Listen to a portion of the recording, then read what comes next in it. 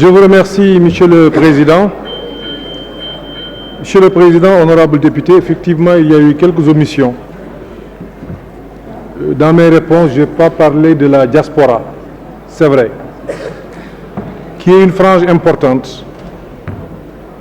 Et je l'ai dit, c'est 10% de notre richesse que nos compatriotes émigrés envoient au Sénégal. Cela est extrêmement important et c'est pourquoi le président Macky Sall a eu la lumineuse idée, il y a quelques années, de donner à la diaspora 15 députés, je pense. Ça montre toute l'importance qu'on attache à la diaspora. Cela n'a pas changé et cela ne changera pas. Maintenant, la diaspora a quelques difficultés, mais l'État aussi a fait beaucoup de choses. J'ai souvenance de la crise Covid, où le Sénégal était le seul pays au monde à aider ses compatriotes à l'étranger. Cela a été fait dans la plus grande transparence, sans discrimination. Il n'a jamais été question d'obédience politique, religieuse ou sociale. Maintenant, si ça est là, dans nos représentations diplomatiques, ou ici au Sénégal, il y a un fonctionnaire qui peut avoir une attitude qui discrimine les Sénégalais en fonction de leur appartenance politique, cela doit être condamné, cela n'est pas normal. Le ministère des Affaires étrangères veillera à ce que, dans les zones où c'est indiqué, parce que je connais bien l'administration, j'en ai beaucoup parlé, les plus grands républicains, de mon point de vue, je peux me tromper, sont dans la fonction publique sénégalaise. Ça, c'est mon point de vue. Il peut y avoir quelques problèmes sur les cartes nationales d'identité. Le problème est structurel, parce que nous avons trouvé qu'un contrat de 20 ans avait été signé. Et ce contrat prévoyait qu'uniquement l'ouverture de 8 centres d'enrôlement. Le Sénégal est un pays de droit. Soit il faut dénoncer le contrat et aller en justice, soit peut-être il faut aller vers la fin, en 2028, et renégocier un autre contrat. En tout état de cause, le ministère de l'Intérieur est en train de travailler sur la question pour améliorer l'obtention des cartes d'identité et même des passeports.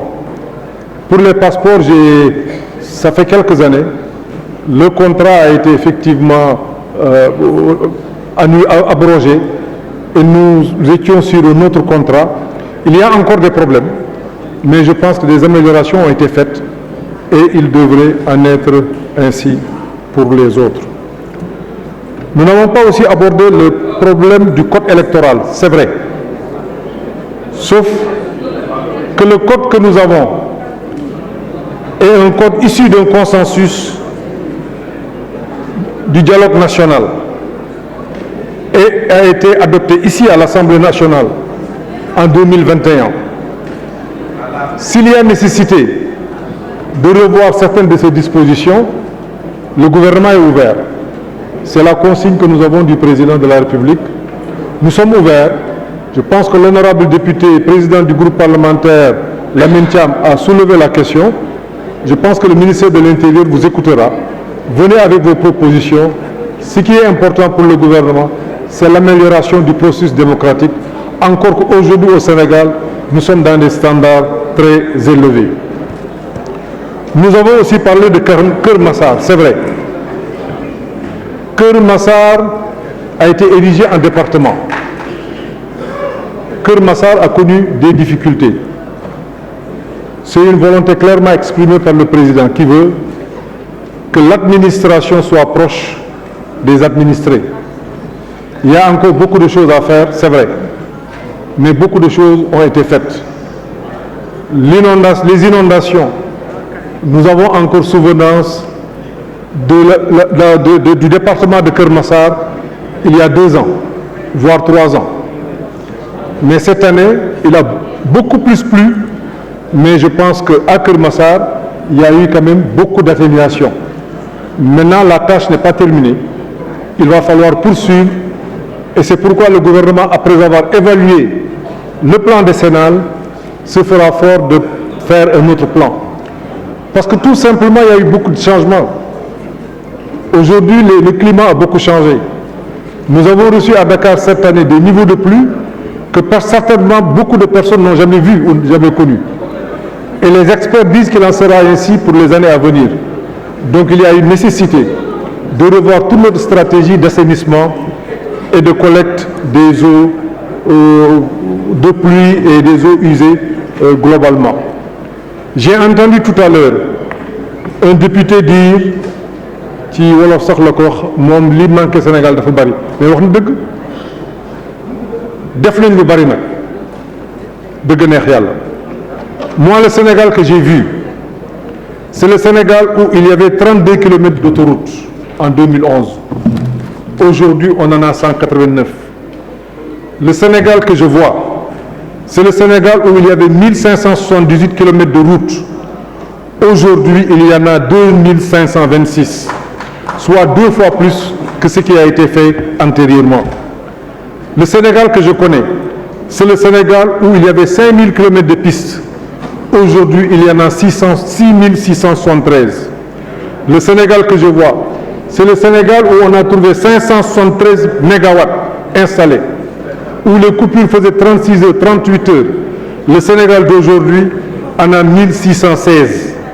Le Sénégal que je vois, c'est 1098 villages qui ont été électrifiés avant 2011. L'autre Sénégal que j'ai vu, c'est 2202 villages qui ont été électrifiés en 10 ans. Le Sénégal que je vois, c'est 11 ponts qui existaient avant 2011. 20 nouveaux ponts sont venus s'ajouter à ces ponts. Le riz, je parle de la production de riz. Nous avions 405 824 tonnes. 405 824 tonnes avant 2011. Aujourd'hui, on est à 1 326 000 tonnes. Ce sont des progrès indéniables. Pour les céréales, on est à 3 480 000 tonnes contre 1099 tonnes. Pour les arachides, aujourd'hui, on est à 1 600 000 tonnes. J'ai souvenance qu'une fois, c'était bien avant même l'arrivée du président Wade, il a été célébré ici 1 million de tonnes, pour dire que c'était un exploit. Aujourd'hui, on n'ose plus faire moins de 1 200 000 tonnes. C'est ce Sénégal-là que je vois. Il en est ainsi pour les légumes, il en est ainsi pour les fruits, les produits horticoles, la production de lait. Le nombre de salles de classe, oui, on avait 54 748 salles de classe. Aujourd'hui, on en a 90 645, soit 35 000 salles de classe qui ont été construites. Réhabilitation, extension des DARA, c'est 64 DARA. La formation professionnelle, c'est 5 ISEP. Je ne parle pas des nouvelles universités. Je ne parle pas des ENO, je ne parle pas des hôpitaux. C'est 9 nouveaux hôpitaux, 18 centres de santé, 300 postes de santé, 21 centres de dialyse. C'est ce Sénégal-là que le président Macky Sall a fait. Maintenant, il y a encore des choses à faire, c'est ça aussi la vérité. Mais si nous avions, dans le passé, fait les efforts qui ont été faits par le gouvernement, cet engagement, si nous avions cette cadence de 1960 à 2011, on n'en serait pas ainsi. Mais il faut commencer, le président Macky Sall a commencé quelque chose. Kon maa ngi leen di sant di leen gërëm